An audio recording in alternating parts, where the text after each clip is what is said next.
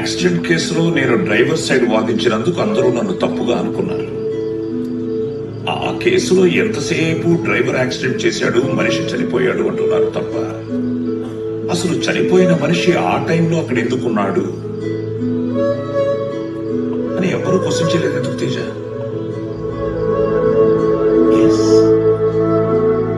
అది యాక్సిడెంట్ కాదు Teja, it's a suicide. అది సూసైడ్ అని కోర్టులో ప్రూవ్ చేస్తే ఆ ఫ్యామిలీకి వచ్చే థర్డ్ పార్టీ ఇన్సూరెన్స్ కూడా రాదు.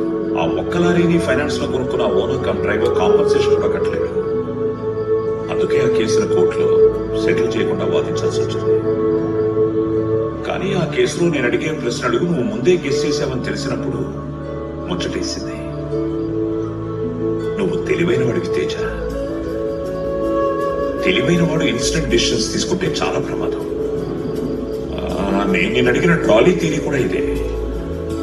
ఎస్, నేను ఒక్కొక్క రీజన్ చెప్తుంటే నువ్వు ఒక్కొక్క ఆన్సర్ చెప్తున్నావు.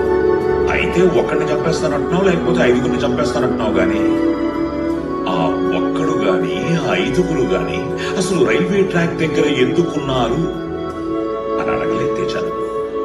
నేను నుంచి ఎక్స్పెక్ట్ చేసింది ఆన్సర్ కాదు తేజ, ఒక క్వశ్చన్.